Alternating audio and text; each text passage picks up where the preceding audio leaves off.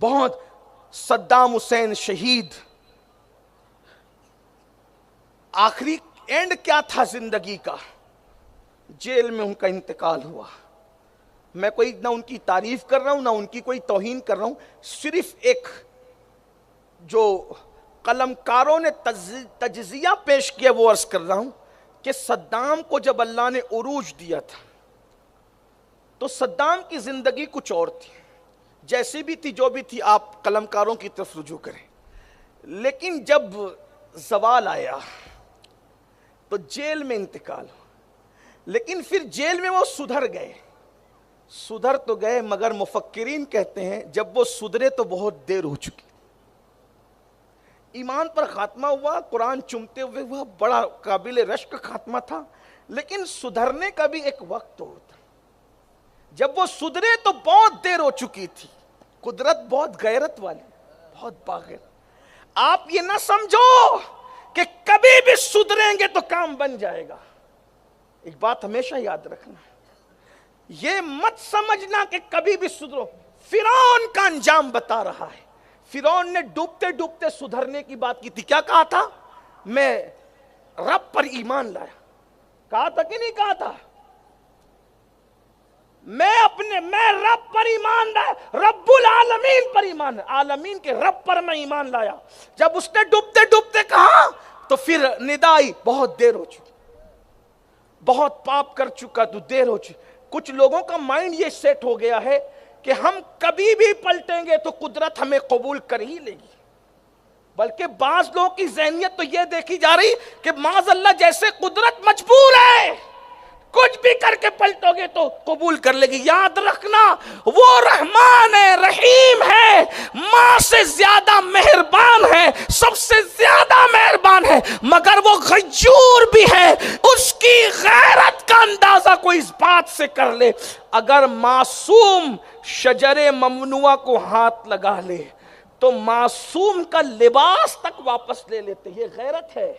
توجہ کریں نا، معصوم کا، ابو الانبیاء کا، ابو البشر کا، ابو الاولیاء کا، ابو صحابہ کا، آدم وہ ہے جو انبیاء کے بھی باپ ہے، اولیاء کے بھی باپ ہے، صحابہ کے بھی باپ ہے، لیکن شجر ممنوعہ کے قریب گئے بھی نہیں مگر اس کو ہاتھ لگایا۔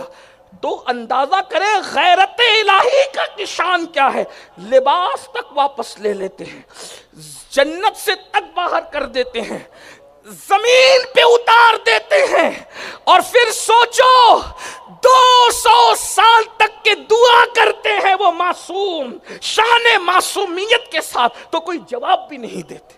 غور تو کریں کیا کیفیت۔ لوگ یہ سمجھتے ہیں کہ پوری زندگی زنا کے اڈوں پہ گزار دوں گا اور بڈھا ہونے کے بعد جب کسی قابل نہ رہوں گا تو اللہ والا بن جاؤں گا۔ یہ خط تو دماغ سے نکال دو۔ میں تمہیں مایوس کرنے نہیں آیا، لیکن اتنا ضرور کہنے آیا ہوں، اس غیور کی غیرت کا اندازہ بھی کر لو، اس غیور کی غیرت کا اندازہ بھی کر لو۔ کیا سوچتے ہو پوری زندگی جوؤں کے اڈوں پہ گزارو گے اور جب کسی قابل نہ رہ جاؤ گے، ہاتھ کانپیں گے، پیر کانپیں گے، نظریں نابینا اور اندھی ہونے کے قریب ہوگی تو اللہ والے بن جاؤ گے؟ اتنا آسان نہیں ہے۔ اگر پلٹنا ہے تو ابھی پلٹو۔ میں نے ابھی فرعون کی مثال دی، ڈوبتے ڈوبتے کہا تھا اس نے، قرآن گواہ ہے اس کے کہنے پر، مگر ارشاد ہوا نہیں قبول کرے۔ یہ شان ہے، جس کو چاہے قبول کر لیں۔ لوگ حضرت بشر حافی کی مثال دیتے ہیں، بشر لوٹے کب یہ تو دیکھو۔ بشر بڑھاپے میں نہیں لوٹے، بشر جوانی میں لوٹے، اور جوانی میں لوٹنے والا ولی بنتا ہے۔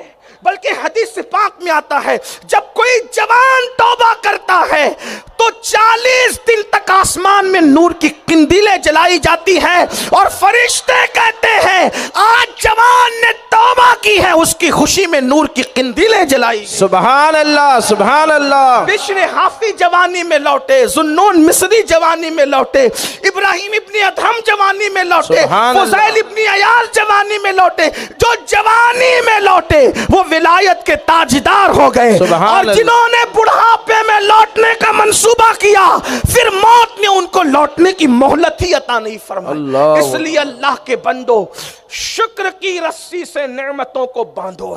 یہ دولت کا مس یوز ناشکری ہے۔ یہ صرف ناشکری نہیں ہے کہ ہم بیمار ہیں، ہم غریب ہیں، یہ صرف ناشکری نہیں ہے، نعمتوں کا مس یوز کرنا۔ جیسے آنکھیں دی ہے، شکر یہ ہے کہ اس کو صحیح جگہ پہ استعمال کرو۔ آنکھ سے علماء کی زیارت کرو، ثواب ملے گا۔ آنکھ سے ولیوں کی زیارت کرو، جو ولی کی زیارت کرے تو اس کو نبی کی زیارت کا فیض نصیب ہوتا ہے۔